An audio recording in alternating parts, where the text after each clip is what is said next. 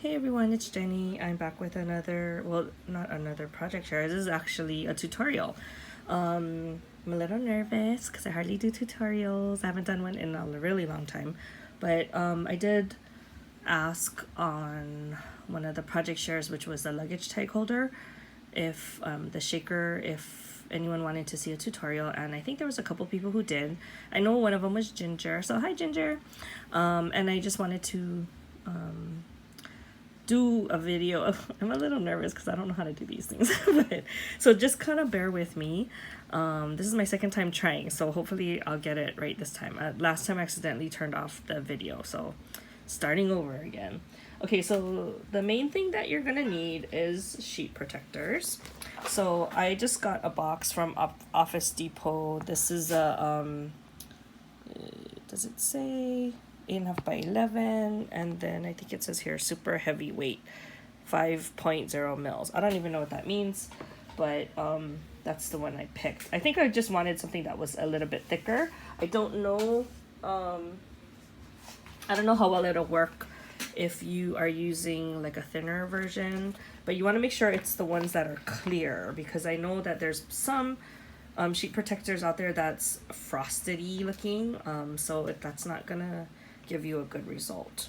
So just make sure that it's a clear version of it. So anyway, you start with something like this, and then you just cut a strip like 3 inches, just 3 inches long, so you can get 2 out of one of these. So that's how I started. So this is my step 1, cut a 3-inch strip. And then again, you can get 2 from one sheet protector. See, I tried to do it in steps so it'd be easier to follow, and then I wouldn't forget. Okay, so step 2 is then you'll cut this strip into 9 inches. So then you'll mark it from here and then cut off to 9 inches, because it's actually 11 inches, right? And then, so then you'll have it like 2 pieces, right? That way.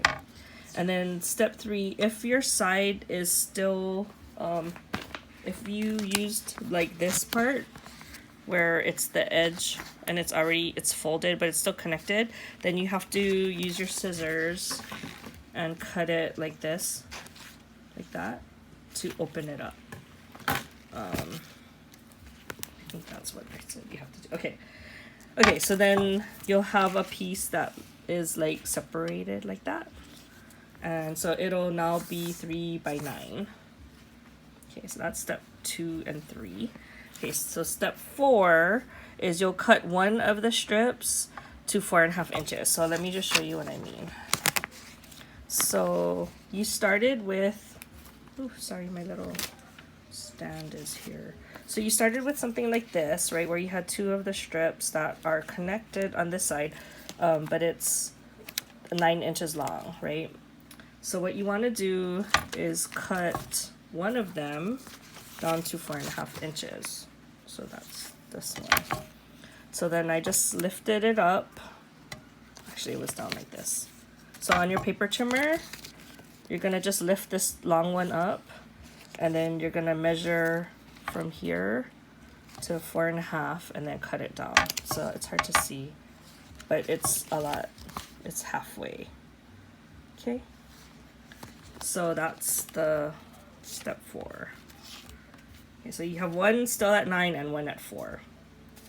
Okay, so then step 5 is you're gonna fuse the sides together. So I don't have a sewing machine right now, so I need to use the fuse tool. So if you don't have a fuse tool and you have a sewing machine, or you would rather sew it, this is where you would just sew it instead of using the fuse.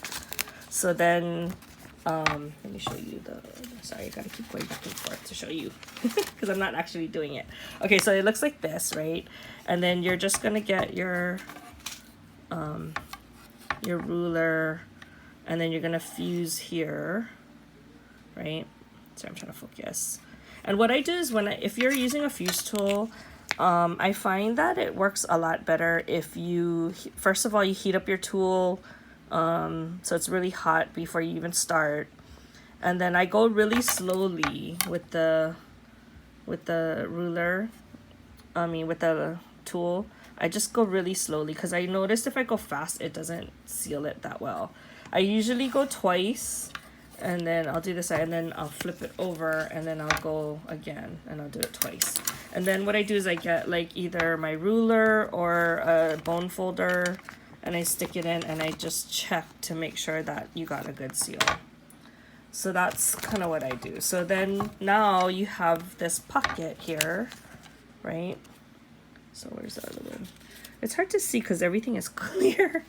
Okay, so this is the one that I didn't fuse. So you see how it's halfway. So you're gonna fuse here and here, and then now that makes a pocket. Okay, so that's what I did. I fused it on both sides, and I have this pocket. And then what you're gonna do after that, after you fuse the two sides, is you fill it with sequins. So that's step 6. Okay. So you don't need to see me do that, right? Okay, so after you fill it with sequins, right? So I filled it with this new, it's like a mixed sequins that I just got. Maybe I should fill it. I'll just fill it with a little bit. I have some on the side here that was extra from another project I was working on. So let me see if I can do this without making a mess. Okay. Okay, so I just put a little bit to show you. So you just fill it using this little pocket, right? You fill it over there. And then what you're gonna do is you're gonna fold it over and then crease it here.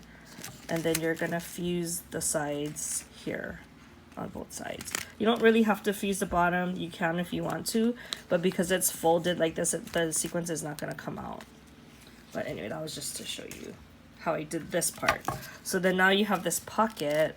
So basically what you did was you got a sheet of paper. I mean, not paper.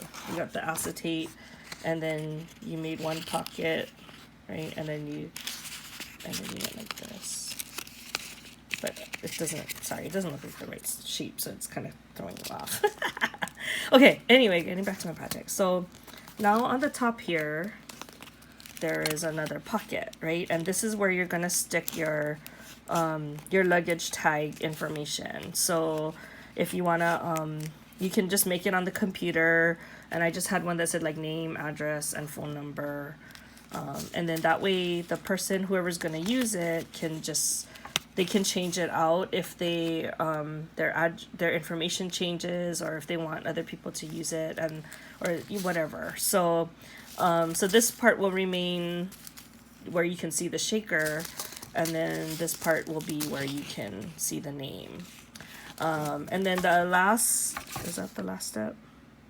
Yeah, so then what I did was when I folded it over, I think I told you this already. I sealed both sides. Sorry.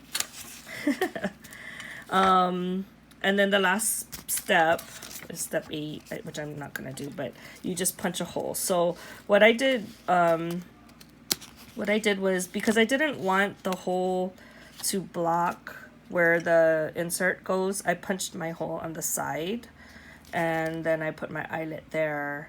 And then I used like those cable keychains to attach whatever, and then I added charms to mine. But that's basically how I do it.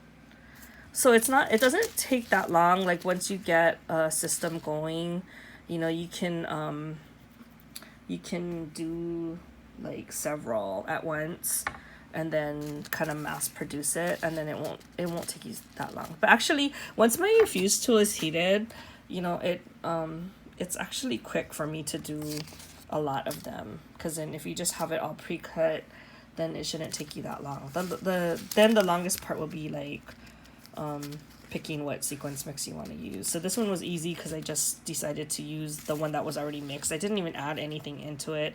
I just wanted to do it for this tutorial purpose. But I hope that kind of makes sense to you on how I made it. And I don't know if you guys have any questions. You can leave them in the comments below, and I'll try to answer them.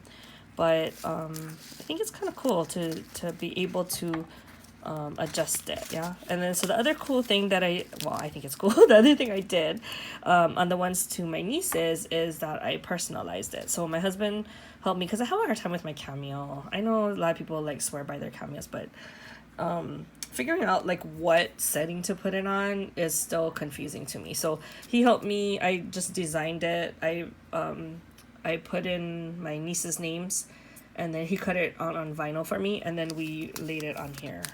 We stuck it on, and so it was more on the side with the shaker part instead of the side over the name, obviously, otherwise it's gonna block where your name and address is. So so you can also personalize it that way, and that would be kind of a nice gift to give somebody. You could also, like, if you know the person, you don't even have to make this pocket like this. You could just make one pocket where you fold it. Do I have one?